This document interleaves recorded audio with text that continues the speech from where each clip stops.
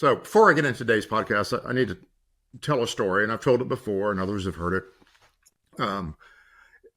Many years ago, when Alfred Media was young, this was probably 1991, one of the owners who was a great technician, was out working on a show. It was not an owner who should have been in the office. He's an owner who should have been on shows. And it's probably one of those situations where we were out there punching above our weight. We were probably surrounded by, as a matter of fact, I know we were surrounded by national level companies doing top tier work. And we showed up as probably the projection guys. And we're either the local company or the, basically thought, because we weren't from the East Coast or the West Coast, we were from the middle of the country, that we were the local yokels. And didn't know, Danny didn't know anybody on that show side. And somebody came up to him and was say, "Who are you guys? Where are you from?" Whatever. And the person looked at Danny and said, "Oh, that's great. I've never heard of you guys. Who's better than you? Who is better than you?"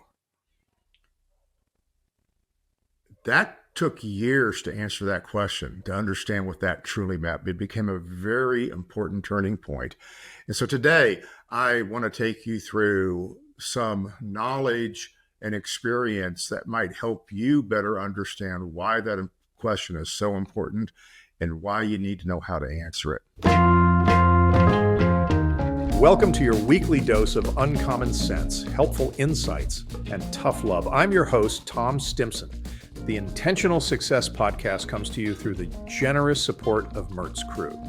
Mertz Crew helps top AV companies book quality AV freelancers. Your choice, your rates. We handle contracts, insurance, and payments.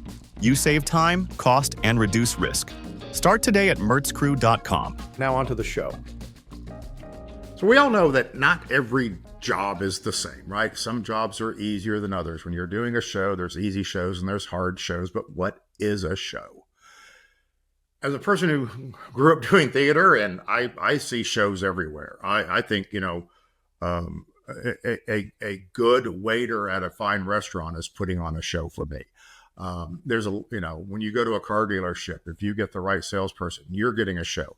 A show is when we're trying to move the person or persons that are in front of us with information or media or experiences of some sort. In AV terms, a show can be as simple as we put a microphone on a stand in front of an audience, plugged in a speaker and plugged in a mic, and we have to turn the mic on and off. That is a show. Somebody's going to come up and say something. It's going to change something in the room. We may just be telling everybody that lunch is being served, but the fact is, for that brief moment, there is a show and we need to know what to do. So with that in mind, how do we know what level of company that we are? So think about a child looking at a video or a cartoon of a pilot flying an airplane. And what does a child see? They see that the pilot is holding something, a steering wheel in their mind, and they'll notice that if they turn it left, the plane goes left, turn it right. But they might also notice that if they push it forward, the plane goes down, they pull it up, the plane goes up. Now the child knows how to fly an airplane. Don't they? Didn't you? Right? I know I did. We all know how to fly an airplane because we saw one. We've seen it on television.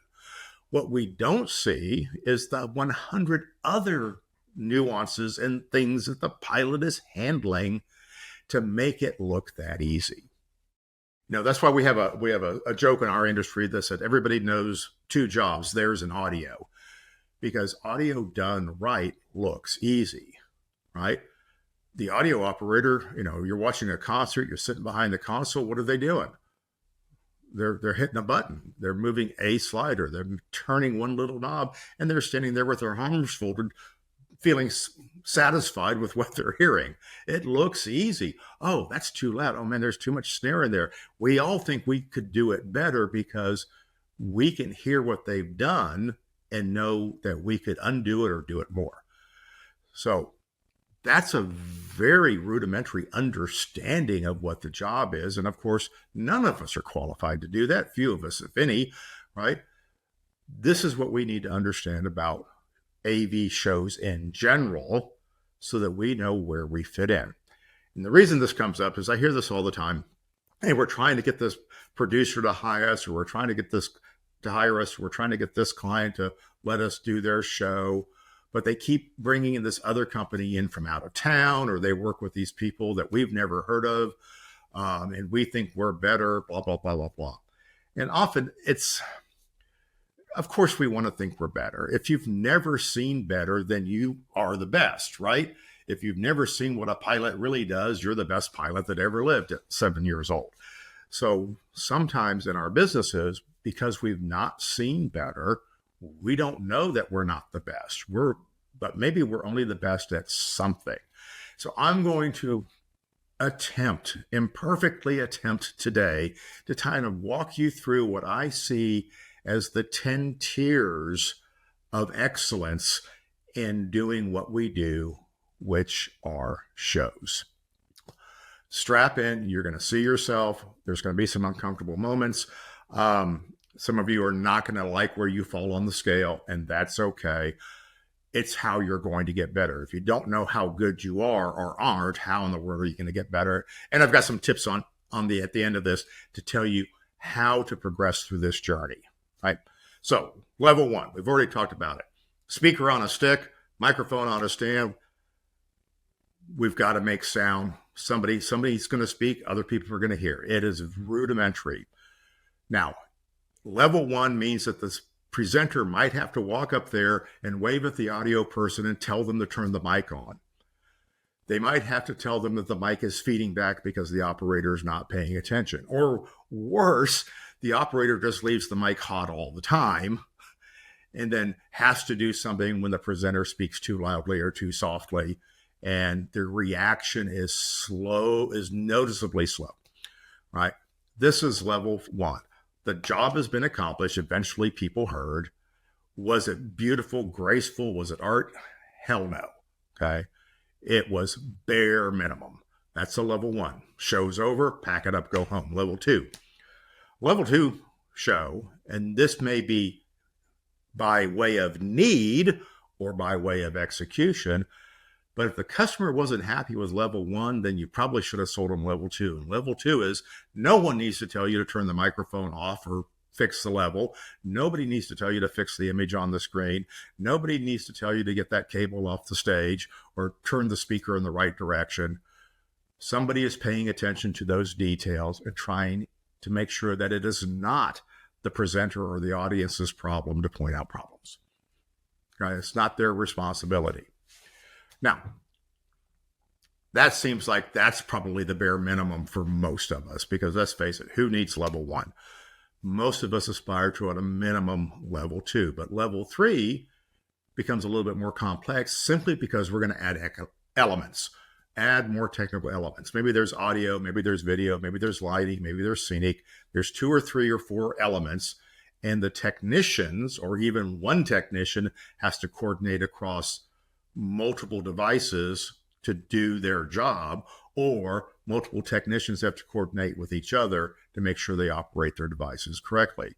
You know, back when I was a junior AV technician, it was very common for me to have the house light console, the stage light console, the audio console, the tape player, the video player, and I had to manipulate all those things at the same time. And sometimes it was fun because I had to hit like 5 buttons in quick succession in order to make the cue work. But that was a level 3 show executed by somebody who understood that it needed to look good, even though there should have been 2 more technicians on that show. Now, levels 1 through 3 are what I affectionately call meatball AV, right? The mistakes in meatball AV are not very costly. They're generally easy to dismiss. This is a caveat emptor to let the buyer beware. You only bought this. It's not going to be perfect. It's going to be good. And on level 3, we're going to try and strive to make it the best that we can. But the fact of the matter is, we don't have all the elements to make it perfect or elevate it. There's no budget for it. It's fine, right? Sometimes you just need a bowl of food from Chipotle, and other times you need some fine dining. Level 3, great. We're the high end of fast food. Yay, team. Now, moving on. Level 3 may pay the bills, but our egos need level 4 and higher. Admit it. This is about egos. This is not to make money. I could make more money doing level 3 shows than most of you could ever do doing higher end events. But that's not always what's fun. So level 4. And level 4 shows mistakes start to matter more. The show might need a show caller, but it usually will get technical crews that will direct each other. Better technical direction is required, however it manifests, because again, the mistakes will matter more. Now, if you've got a crew that lacks experience to create a seamless transition, then we really do need a show caller to tell people what to do and when. Now, typically a production company will send their producer or show caller or their project manager to be the show caller, or God forbid, the account executive will be the show caller. But the point is, we need something going on to make sure that things go better and that we can manage the client in this process. If a out-of-town production company is coming into town and they're going to hire you, they're probably going to send a person to be that show caller or at least manage the AV company because, again, the mistakes are going to reflect on them. Now, for you, your local clients, this is about the time that the AV company starts sticking its people into the show caller role. Usually it's unpaid, it's a value add. We just want to show the client that we can elevate your job. But honestly, what I'm seeing is actually more of a cover your ass move because your technicians are not adequate, but you can't justify getting the client to pay for a show caller because to do that, you would have to explain it's because your technicians aren't adequate. So we just kind of throw that person in. So if your show caller is there to keep the customer from being forced to deal with your crew's attitude, decorum, inability to have a customer facing conversation, okay, then you are maxed out at level 4. Okay. Level 5 actually needs a show caller. The show caller is not there to compensate for the inadequacy of the crew or the fact that your company is maxed out on complexity. Level 5 is that the content and the deliverables expected by the client are more complex and how it's done matters more. The cues have to be coordinated, right? The crew are probably experienced enough to make an inexperienced show caller look better. However, if the show caller and the show crew are operating at the same level at any time, or operating at the same level, if there is a mistake, what we get are fingers pointing. Okay? In my opinion, the show caller should always be better than the show crew, but very often that doesn't happen. So level 5s are awkward because sometimes we are saddled with a show caller that maybe the client hired who is not as skilled or experienced as your crew or your team. But more times than not, I find it's the other way around. The show callers have more experience than your team. Now, level 6, okay, we're starting to arrive, right? On a level 6 show, look at the show caller. Who hired them? If you hired them, this is probably not a level 6 show, okay? If you provided the text and you hired the show caller, then you're probably working inside of an experience bubble. It might be a level 6 show, but it's not going to break through. When pro show callers hit the scene, okay, it doesn't mean mistakes go away. However, the mistakes become team mistakes because a professional show caller is going to work with the team to get it right. Okay, rehearsals will go on until muscle memory gets the timing right every time. And that's the sign of a good show caller. We're not going to work with the limitations of the crew. If we have an opportunity to improve the crew's response, we're going to do it. And that's why you need a good show caller. It's going to elevate your crew. It's going to elevate the show. So levels 4, 5, and 6 are middle tier. We have the ad hoc show caller. We have a required show caller, but maybe not the right show caller. And then we have a show caller who's the right show caller, but maybe not the right crew, right? So 3 levels of sophistication, 3 responses.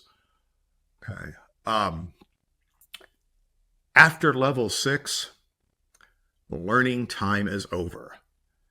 So, or at the very least, you have to be able to learn really, really fast. So a good regional company can pull off a level 4 or 5 most days. A 6 is risky if they don't know their own limitations. There's always room for learning on a level 6. At level 7, learning time is over. If you're learning, you're holding back the show.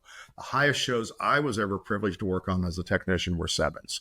And it was a stretch. I did not belong there. It was a good time as our company was doing more and more level 6 shows to put me at my highest and best use, which was back at the office, working on operations, process, and sales, and all those things that I did for many years. Show callers on a level 7 show were pros.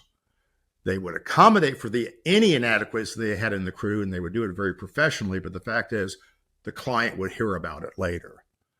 They also have to accommodate for stage talent at level 7. Not all level 7 shows CEOs are great presenters, right? I did a lot of level 7 shows where the CEO needed a lot of coaching and we needed to do a lot of things to make them look good. The stage acts maybe weren't top tier. Maybe they make mistakes, or talent that couldn't cover their own mistakes. You start to see at these shows. So a show caller's got to have a lot of patience. And the crews on these shows need to know what to do when things go wrong, which means they need to know what the other members of the crew are doing. They need to know what the other departments are doing. You know, if you're on a show that's got a turntable on there and the turntable fails, you need to know that that's going to affect lighting, that's going to affect sound, that's going to affect the next cues, and you need to prepare for what could happen next. Maybe we need to skip ahead to another thing of the show. You've got to be totally aware of how all of this works together. You will get direction from the show caller, okay? But you better have been thinking about it first. So when things go wrong, you're going to have a sense of how long it's going to take, how long you need to wait for direction before you need to take matters into your own hand, or notify the crew that something is going on. Now, level 8. A show crew person who cannot follow protocol, who makes mistakes, simply doesn't instill confidence, will probably be replaced immediately. On a level 7, they're going to get correction. Okay. We might work around them. Okay. On level 8, they're gone. Nobody has time for that. There is zero tolerance for that. The expectations are very high. There's a very low tolerance for poor fit. I've seen vendors replaced on a level 8 show in the middle of load-in. Okay. Level 9, zero room for mistakes. Okay. Talent is not allowed to make mistakes. Mistakes are going to happen. Okay. But there will be an unspoken team response behind the heat of the moment in the show direction. Everybody knows what to do. I like watching the video. You see these videos of the mistakes that happen on the Taylor Swift tour. This is a level 9 crew. You can't do it that complex of a show, that many places and that many adverse conditions and not expect mistakes. But the professionalism of working through those was phenomenal. Nothing took the show down. A mistake in a level 7 show might shut the show down for a little bit. In level 9, we never get to shut the show down. The show always goes on. There are no level 10 shows, right? We can't plan for a level 10. Right? Bear with me here. They happen, but we don't know they happened until it was over. No one knows that they were on a level 10 show until it's over, because it's the magic that occurred where everybody rose to their highest level of contribution. Every supplier, every technician, every onstage talent knocked it out of the park and created something that exceeded all expectations. Level 10 shows happen, but it's magic. Never seen one in my experience. I've heard about them. I'm not sure they were true. It may just be fiction. Know where you fit. So some of the lessons I want you to take away from this, okay? Very often, some companies are going to get opportunities to work on projects that are out of their current league. Sometimes it fell into your lap. Sometimes you work really hard to get it. we call this punching above your weight, right? As a martial artist, sometimes I found myself in the ring, on the mat with somebody who was way, way my superior, but I've got to get in there and play because you don't get to walk away, right? You've been hired. You might be out of your league. What I want you to know is when you are out of your league, I want you to be aware of that so that you can compensate. Some people can be out of their league and be ready for it and succeed. Some people can be out of their league and they're not ready and they don't succeed. Okay. Sometimes a buyer will see something in you that says, you guys might be worth trying out. And if I go back to the early days of Alford, that's how we were successful. People saw things in us that let them try us out. They put us in situations where we weren't going to fail, but we might need support. That's level 6 shows, maybe a level 7 show. That led us to doing the level 8 shows. Okay. When you get put into a project where you're not the only supplier or you got hired by the company you've been courting for a long time, do not assume you are the ringer. Maybe no one better was available, right? Maybe the market forced the buyer's hand to settle for you. Have you considered that? Go in a little bit more humble. Right? Maybe the buyer perceived that you have more ability to experience than you really do. Perhaps your account manager was great at overselling your capabilities and experience. Either way, show up humble, be willing to learn. Okay. There's always someone who's better than you. Number 2, when you need a show caller, hire a better show caller than you think you need. This is how you elevate your crews. Okay. Crews do not learn how to be better at their jobs in a bubble. They need people from outside their bubble, and show callers are great at doing that. I was privileged to work with show callers who had worked on Broadway for years, who had done national tours or international tours for major acts that were extremely professional, very detailed, and had to bring their expertise down to the level of doing a measly AV corporate gig, but they still always brought their A game. Hire better show callers than you need, because that will make you a better company. 3, hire better technicians than you think you need. And I cannot emphasize this enough. Institutional happens when you bring better freelance technicians into your circle. The best technicians, the best people, the people working level 8 and 9 shows are almost 100% freelance technicians. Why? Because a level 8 or 9 show needs the best of the best, and the best of the best are rarely hiding in a staff position at a supplier. Okay. The best technicians are usually freelancers. Okay. On a level 9 event, you don't settle.